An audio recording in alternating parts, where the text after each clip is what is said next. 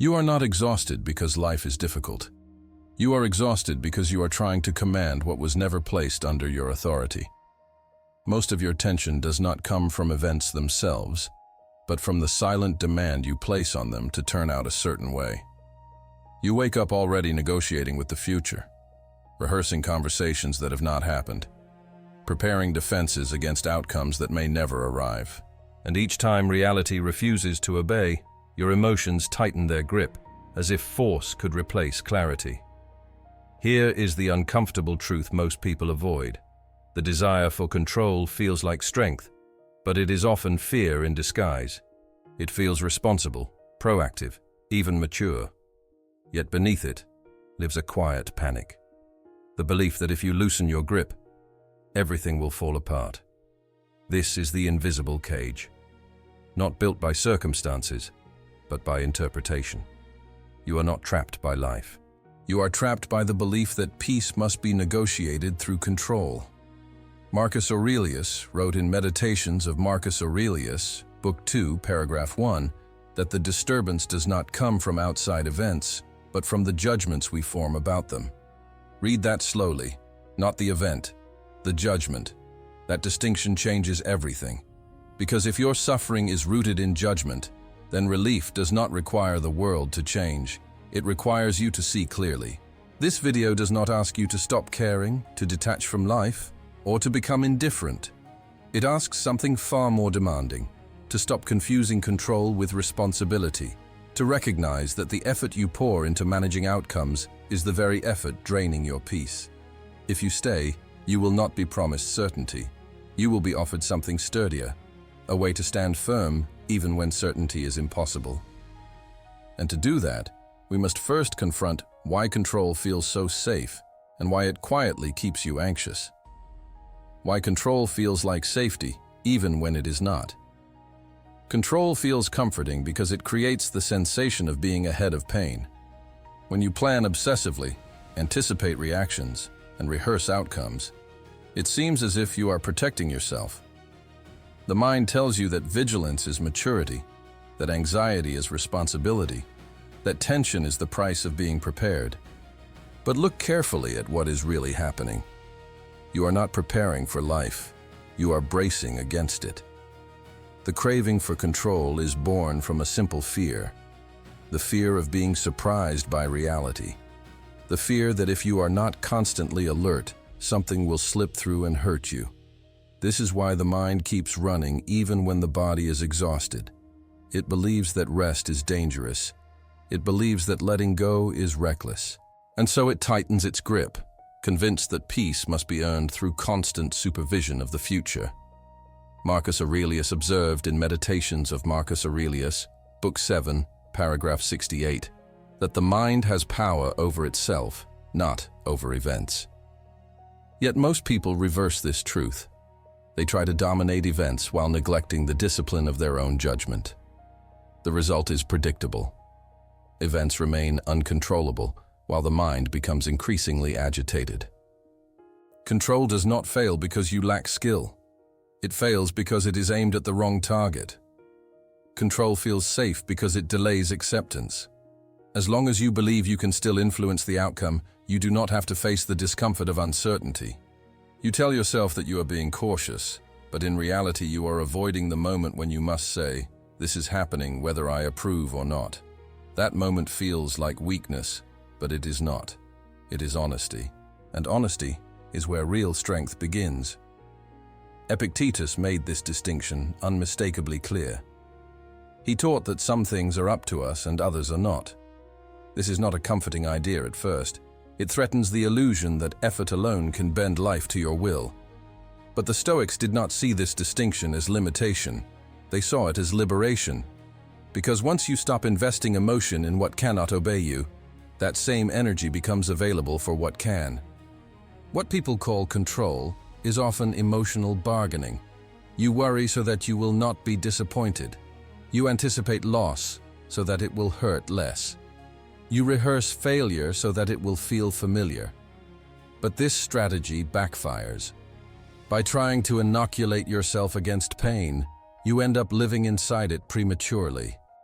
Seneca warned that the mind that dwells constantly on what might go wrong never experiences peace, even when nothing is wrong. Anxiety becomes a permanent state, not a response to real danger. Here is the uncomfortable insight. Control does not remove uncertainty, it amplifies it. The more you scan for possible outcomes, the more outcomes you discover. The more outcomes you imagine, the less stable you feel. And because no amount of control ever feels sufficient, the mind escalates. More thinking, more checking, more emotional rehearsal. What began as self-protection turns into self-imprisonment. This is why demanding control never brings peace. Peace cannot exist where the mind is permanently on trial duty, interrogating the future. Peace requires a different orientation entirely. Not indifference, not passivity, but a disciplined redirection of effort. Before that redirection becomes clear, one more thing must be faced honestly: the quiet but relentless cost of insisting on control and how it slowly erodes your inner stability. The hidden cost of demanding control. The cost of demanding control is rarely visible at first. It does not arrive as a crisis or a dramatic collapse. It appears quietly, woven into your daily thoughts, your emotional reactions, your body. You feel it as mental fatigue that never fully lifts, even after rest. You feel it as a background tension, a constant readiness for things to go wrong. You feel it as impatience with people, with delays, with anything that refuses to move at the pace you planned. This cost accumulates not because life is cruel, but because the mind is misdirected. When you insist on controlling outcomes, you place your emotional stability in the hands of chance. Your peace becomes conditional. If things go as expected, you feel temporary relief. If they do not, you feel disturbed, frustrated, sometimes even betrayed by reality itself. This is a fragile way to live. Marcus Aurelius warned in Meditations of Marcus Aurelius, Book 8, paragraph 47, that the one who depends on external events for tranquility hands over their freedom willingly. You may believe you are managing life, but in truth, life is managing your emotions. The mind was not designed to supervise the future. It was designed to respond wisely to the present. When you force it into constant anticipation, it becomes strained. Thoughts multiply. Scenarios branch endlessly. Every decision feels heavier than it should. You replay conversations that have already ended and rehearse ones that have not yet begun. The present moment becomes nothing more than a corridor between imagined disasters. And because the future never arrives in the form you rehearsed, the mind is never satisfied. This constant vigilance affects more than thought. It shapes behavior. You become reactive instead of deliberate. Small disruptions feel larger than they are because they threaten the illusion of control you are trying to maintain. Emotional volatility increases not because you are weak, but because you are overloaded. Epictetus taught that when we attempt to govern what is not ours to govern, we inevitably neglect what is. In trying to command events, you abandon command over your responses. Another hidden cost is resentment. When you believe things should unfold according to your effort and intention, every deviation feels personal. You begin to blame circumstances, other people, even yourself, for not being able to force reality into compliance. Over time, this breeds bitterness. You feel as though you are doing everything right and still being punished.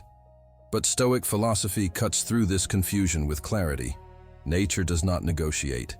It unfolds. The sooner this is understood, the sooner resentment dissolves. Demanding control also weakens resilience. When you rely on plans to feel safe, any disruption feels catastrophic. The mind has not been trained to adapt, only to anticipate. Seneca observed that the person who prepares only for ideal outcomes is defeated by the first deviation. True strength is not the ability to predict every turn, but the capacity to meet each turn without internal collapse. Perhaps the most damaging cost is this. When you are obsessed with control, you postpone living. You tell yourself that peace will come once things settle, once uncertainty ends, once outcomes are secured. But uncertainty never ends. Life continues to change, to surprise, to resist your scripts. And so peace is always delayed, always conditional, always just beyond reach. This realization is not meant to discourage you. It is meant to free you. Because once you see the cost clearly, another possibility becomes visible. A way of relating to life that does not require domination, only discernment. To understand that way, you must first learn how to separate what drains your energy from what restores it, and why the Stoics place this distinction at the very center of inner freedom. The Stoic pivot. Learning to separate what is yours from what is not. Everything begins to change the moment you stop asking how to control life and start asking what, precisely, belongs to you. This question feels simple, almost too simple, yet it is the hinge upon which inner freedom turns. Most suffering persists not because life is unbearable, but because effort is misallocated. Energy is poured into areas where it produces no return, while the one domain where it could transform everything is left unattended. Epictetus expressed this with uncompromising clarity in the Enchiridion of Epictetus, chapter 1. Some things are within our power and others are not. Within our power are judgment, impulse, desire, aversion, in short, whatever is our own doing. Not within our power are the body, property, reputation, office, and whatever is not our own doing. This is not a comforting philosophy. It is a precise one, and precision is what restores order to a chaotic mind. Most people live as if this distinction does not exist. They worry about reputation while neglecting character. They try to manage outcomes while ignoring intention. They attempt to control how others behave while abandoning responsibility for how they themselves respond. The result is exhaustion. The mind feels scattered because it is trying to stand in too many places at once. The Stoic pivot is not about becoming passive. It is about becoming accurate. When you clearly see what lies within your control, effort becomes effective instead of frantic. You stop arguing with reality and begin cooperating with it. Events still unfold unpredictably, but they no longer invade your inner stability because they are recognized for what they are: external, changeable, not yours to command. This distinction immediately relieves pressure. When something goes wrong, the question shifts.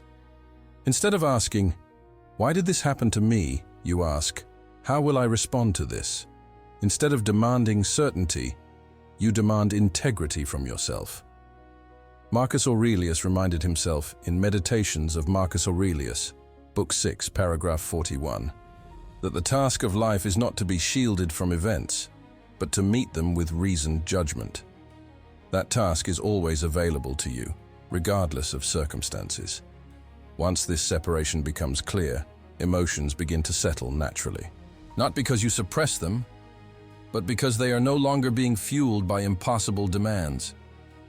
Anxiety weakens when it no longer believes it must manage the future.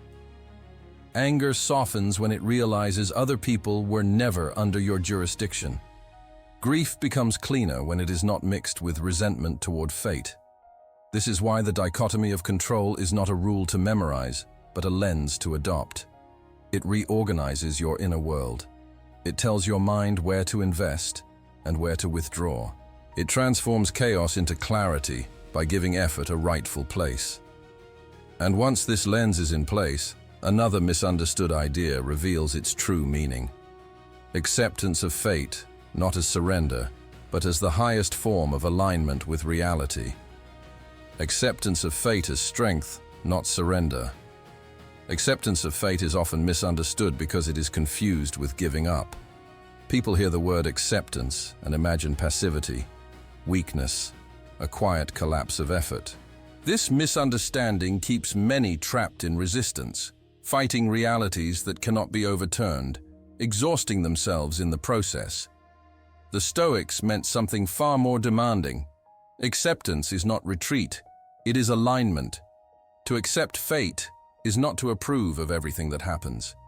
It is to stop arguing with what already is. The argument itself is where suffering multiplies. When the mind insists that reality should be different, It creates a second layer of pain on top of the event. One layer comes from what happened, the other comes from refusal. Marcus Aurelius wrote in Meditations of Marcus Aurelius, Book 4, paragraph 23, that what stands in the way becomes the way. This is not poetry, it is instruction. The obstacle is not something to resent, it is material to work with. Acceptance of fate means recognizing that life unfolds according to causes far larger than individual desire. You did not choose the time you were born, the body you inhabit, the temperament you were given, or many of the events that shaped you. To deny this is to live in constant conflict with reality. To accept it is to conserve strength for what actually requires your effort. Fate sets the conditions. You decide how to meet them. There is quiet power in this stance. When you stop demanding that life conform to your preferences, you regain authority over your response. You are no longer thrown off balance by every disruption because you no longer interpret disruption as injustice. Seneca argued that the wise person does not complain about events, but makes use of them, not because events are fair, but because resistance wastes energy that could be used to act with virtue. Acceptance also dissolves fear of the future. When you accept that outcomes are uncertain and largely uncontrollable, the future loses its threatening edge. It becomes unknown, not hostile. You stop rehearsing disaster because you understand that rehearsal does not grant immunity. What grants stability is knowing that whatever arrives, your character, your judgment, and your reason remain available. This is why acceptance of fate strengthens rather than weakens. It removes the false hope that control will save you and replaces it with something sturdier. Preparedness of mind, flexibility of judgment, steadiness of values. You stop measuring success by how closely life follows your plans and start measuring it by how faithfully you act according to your principles.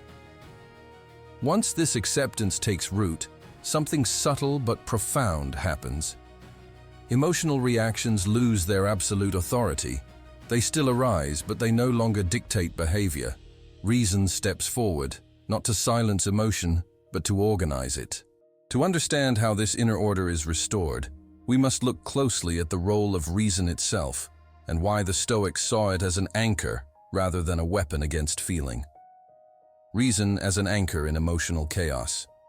Emotions feel overwhelming not because they are powerful, but because they are often unexamined. When fear, anger, or anxiety rises unchecked, it gives the impression of inevitability, as if reaction were compulsory. The Stoics rejected this belief entirely. They did not deny emotion. They denied its authority over judgment. Reason, in their view, was not a tool to suppress feeling, but the faculty that decides what a feeling means and how much influence it deserves. Most emotional suffering is not caused by the initial feeling, but by the story attached to it. A surge of anxiety becomes unbearable when it is interpreted as danger. Anger becomes destructive when it is framed as justification. Sadness becomes despair when it is mistaken for truth. Marcus Aurelius reminded himself in Meditations of Marcus Aurelius, Book 8, paragraph 49, that the mind can remove its judgments at any moment and be at peace. This does not mean emotion disappears. It means its grip loosens. Reason functions as an anchor because it interrupts automatic interpretation. When emotion arises, reason asks a simple question: what has actually happened, and what am I adding to it? This question does not invalidate feeling. It clarifies it. It separates sensation from conclusion. Once that separation is made, emotional intensity decreases naturally, not through force, but through understanding. Epictetus taught that it is not events that disturb us, but our opinions about events. This idea is often repeated, but rarely applied. To apply it means catching the moment where emotion tries to convert itself into a command. Fear says avoid. Anger says attack. Anxiety says control everything. Reason listens, then decides. Not every impulse deserves obedience. This practice restores internal hierarchy. Emotion returns to its proper role as information, not leadership. You begin to feel without being ruled. to care without being consumed, to respond without reacting. This is not detachment, it is composure. And composure is not numbness, it is clarity under pressure. As reason takes its place, emotional chaos loses momentum. You still experience discomfort, but it no longer escalates into panic or paralysis. You recognize that emotions are temporary movements of the mind, not verdicts about reality. Seneca argued that the wise person feels emotions fully, but does not surrender judgment to them. That surrender is what creates suffering. This shift prepares the ground for the most important transformation of all. Once reason steadies emotion, attention naturally moves away from outcomes and toward responses. Life is no longer evaluated by what happens, but by how you meet what happens. This is where freedom becomes practical, and where the Stoic path reveals its true aim, from obsession with outcomes to mastery of response. Most anxiety is future-focused, because most effort is misdirected. When your attention is fixed on outcomes, your sense of stability is permanently outsourced. You feel calm only when things seem to be going your way, and unsettled the moment uncertainty appears. This creates a fragile inner life, one that rises and falls with circumstances. The Stoics offered a different center of gravity. They shifted attention away from what might happen and placed it firmly on how one chooses to respond. This shift is not subtle, it is structural. When outcomes are your reference point, life feels like a series of tests you must pass. When responses become your reference point, life becomes a series of moments you can meet with intention. Marcus Aurelius returned to this idea repeatedly. In Meditations of Marcus Aurelius, Book 5, paragraph 20, he reminded himself that the mind adapts and transforms everything that happens to it. The event does not define you, your response does. Obsession with outcomes creates a constant inner negotiation. If this works out, I will be at peace. If it fails, I will be disturbed. This conditional peace never lasts because outcomes are never fully secured. Even success carries the anxiety of maintenance and loss. By contrast, mastery of response offers unconditional stability. No matter how events unfold, your capacity to act with reason, restraint, and courage remains intact. This does not mean you stop caring about results. It means results stop owning you. You still plan, still act, still pursue goals. But you do so without attaching your inner worth or emotional balance to the final outcome. Epictetus made this distinction precise. He taught that you should desire events to happen as they do happen, not as you wish them to. This does not eliminate effort. It purifies it. When attention shifts to response, the present moment regains its importance. Instead of racing ahead mentally, you become grounded in what can be done now, what choice is available, what attitude is required, what virtue is being tested. Anxiety weakens because it has lost its primary fuel, imagined futures that demand control. You are no longer trying to solve tomorrow today. This orientation also restores dignity. You stop seeing yourself as a victim of circumstance or a manager of chaos. You become a participant with agency, regardless of conditions. Even in loss, even in uncertainty, there is something meaningful to be done. A calm word, a restrained reaction, a deliberate choice. These may seem small, but they accumulate into character. Seneca observed that no condition is truly miserable unless the mind interprets it as such. This is not denial, it is responsibility. When you understand that your response is always within reach, you no longer feel helpless. You may be constrained externally, but internally, you remain free. That freedom is not emotional comfort, it is steadiness. As this shift takes hold, daily life begins to change quietly. Situations that once triggered spirals now prompt reflection. Delays become tolerable. Disappointment becomes cleaner, without the added poison of self-blame or resentment. You begin to see life less as something to control and more as something to meet. This prepares the final integration. Once responses are mastered, letting go no longer feels like loss. It feels like discipline, a conscious decision to place control where it has always belonged, in judgment, in values, in action. To understand how this becomes a lived practice, not just a mental insight, the next step is to see how this philosophy reshapes ordinary moments without fanfare or force. How this shift reshapes ordinary life without force. The most convincing proof of a philosophy is not how it sounds in reflection, but how it alters ordinary moments. When the focus moves from controlling outcomes to mastering responses, change does not arrive as a dramatic breakthrough. It arrives quietly, almost unnoticed at first. The same situations occur, but they no longer produce the same inner turbulence. What once triggered urgency now invites pause. What once felt intolerable now feels manageable. Consider how this shift affects waiting. Delays used to feel like personal affronts, as if time itself were resisting you. You checked the clock, rehearsed frustration, judged inefficiency. Now the delay is still there, but the struggle is not. You recognize that time was never yours to command. What is yours is how you inhabit the moment. Impatience loses its logic once it is seen clearly. The body relaxes because the mind has stopped arguing with inevitability. In relationships, this change is even more visible. You stop trying to manage how others think, feel, or behave. Not because you stop caring, but because you see the cost of interference. Marcus Aurelius reminded himself in Meditations of Marcus Aurelius, Book 11, paragraph 18, that other people act according to their own impressions. Once this is understood, disappointment softens. You respond more honestly, less reactively.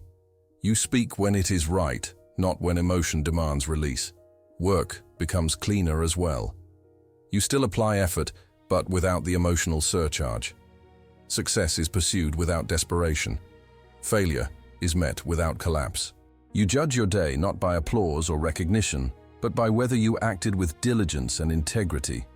This internal metric stabilizes motivation. You are no longer driven by fear of outcome, but guided by clarity of purpose. Even uncertainty changes character. It no longer feels like a threat hovering over you. It becomes a condition of life, neutral and unavoidable. Seneca wrote that the mind that is prepared for change is never shocked by it. Prepared does not mean knowing what will happen. It means knowing how you will meet whatever happens. That knowledge brings calm without false reassurance. Emotion still arises. Sadness still visits. Anger still flickers. Anxiety still knocks. But none of these emotions take command of the whole inner space. Reason is present now. It observes. It evaluates. It decides. You do not suppress feeling. You contextualize it. And in doing so, you preserve dignity even under pressure. This is how freedom actually manifests, not as control over circumstances, but as consistency of character across circumstances. You begin to feel trustworthy to yourself. You know that whatever unfolds, you will not abandon reason, restraint, or virtue in exchange for temporary emotional relief. This self-trust is quiet but profound. As these changes settle in, a deeper realization emerges. Letting go was never about losing control. It was about relocating it. Control was never meant to sit in outcomes. It was meant to reside in judgment, values, and action. To bring this understanding into a single integrated stance toward life, one final perspective must be made explicit. Letting go itself must be seen not as absence, but as discipline. Letting go as the highest form of discipline.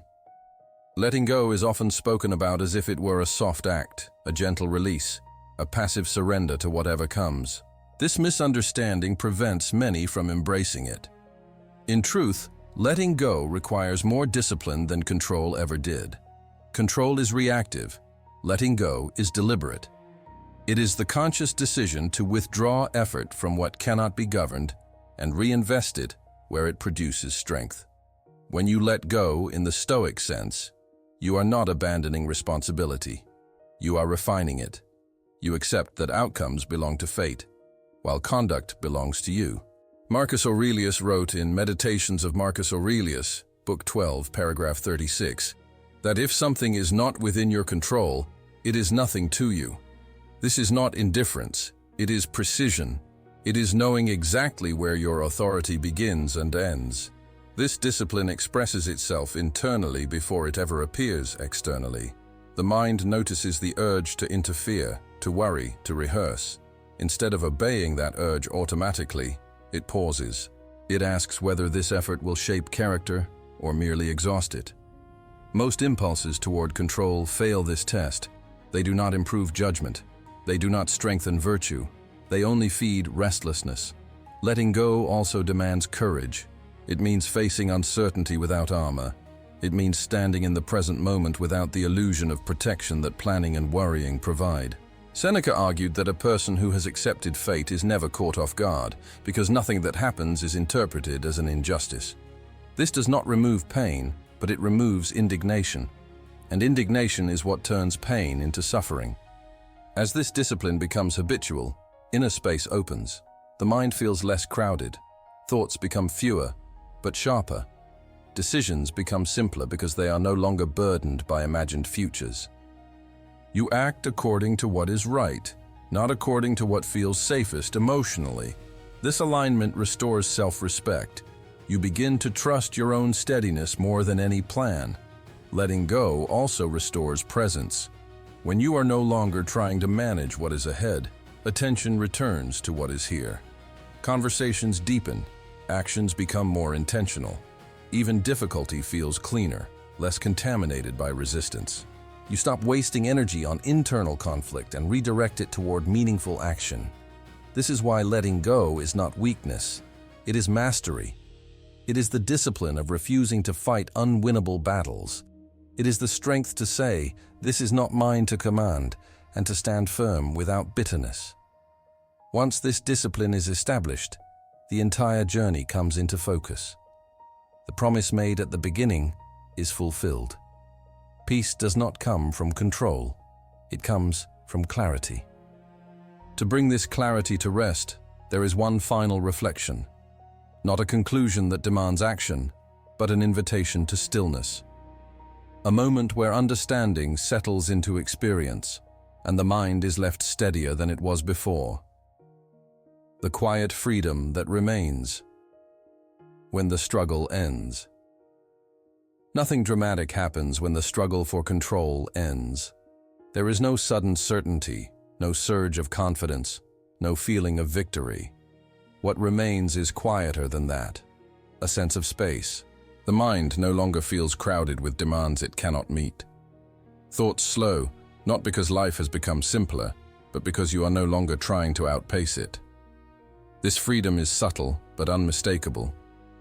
You notice it in moments that once provoked urgency, an unexpected delay, a difficult conversation, a plan that dissolves. The old reflex to resist still appears, but it no longer takes over. You recognize it for what it is, a habit formed under misunderstanding. And because you recognize it, you are no longer compelled to follow it. Marcus Aurelius reflected in Meditations of Marcus Aurelius, Book 9, paragraph 3, that the soul becomes dyed with the color of its thoughts. When control dominated your thinking, tension colored everything. Now a different tone emerges. Acceptance steadies perception. Reason organizes response. Life is no longer approached as an opponent to be managed, but as a process to be engaged with integrity. You begin to feel less hurried internally. Decisions are made without the pressure of imagined consequences. You act because the action is appropriate, not because it promises a particular outcome. This removes a heavy burden. You no longer need to predict the future to justify the present. You simply meet what is in front of you with clarity. Emotional freedom does not mean the absence of discomfort. It means discomfort no longer defines you. Fear may arise, but it does not command. Sadness may appear, but it does not overwhelm. Anger may surface, but it does not dictate behavior. Each emotion is felt, examined, and placed in context. Reason remains present, steady, and firm. There is also a quiet dignity in this state. You stop pleading with reality for reassurance. You stop measuring your worth by outcomes. You stop negotiating peace with circumstances. Peace is no longer something you chase. It is something that accompanies you as long as judgment remains aligned with reality. Seneca wrote that the greatest blessing of wisdom is tranquility.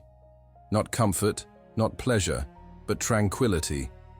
The calm that comes from knowing you are meeting life honestly, without deception, without false expectations. This calm is not fragile. It does not depend on conditions. It rests on understanding. This is the silent agreement fulfilled. You were not promised control. You were promised clarity, and clarity delivers exactly what it offers. A steadier mind, a cleaner emotional life, a freedom that does not require the world to change, only the way you see it. Standing firm without needing control. What remains now is not a technique to practice, but a posture to inhabit. You have seen that peace was never missing because life was chaotic. It was missing because the mind insisted on governing what could not be governed. When that insistence loosens, something steadier takes its place. Not certainty, but readiness. Not control, but composure. This is the point Marcus Aurelius returned to again and again in Meditations of Marcus Aurelius, Book 2, paragraph 17. He reminded himself that if he focused on what was before him and acted according to reason and virtue, nothing external could truly harm him. This was not optimism. It was orientation, a decision about where to stand, regardless of what moved around him. You may notice now that life has not suddenly become fair or predictable. Plans will still fail. People will still disappoint. Uncertainty will still exist. The difference is internal and decisive. You are no longer asking these conditions to grant you peace. You are no longer waiting for permission from the future to be calm in the present. This is where responsibility becomes clean. You stop confusing responsibility with control. Responsibility is not forcing outcomes. It is governing judgment. It is choosing restraint when emotion urges excess. It is choosing clarity when fear demands speculation. It is choosing dignity when circumstances invite complaint. These choices are always available. That is why peace is always possible. There is strength in knowing where your effort ends. The mind no longer exhausts itself trying to predict, manage, or rehearse life. Energy returns. Attention sharpens. You become present not because you try to be, but because nothing is pulling you away. The future loses its grip when it is no longer treated as a threat that must be neutralized in advance. Finally, understand this clearly. Letting go was never about losing something valuable. It was about releasing a burden you were never meant to carry. Control over outcomes was an illusion that demanded constant payment and delivered none of what it promised. In its place, you now stand with something real. Judgment guided by reason, action aligned with values, acceptance rooted in reality. This is not an ending. It is a stable position from which to live. Nothing needs to be added to it. Nothing needs to be forced. Simply return to this distinction whenever tension rises. What is mine to command and what is not? In that question, asked honestly and answered consistently, peace sustains itself.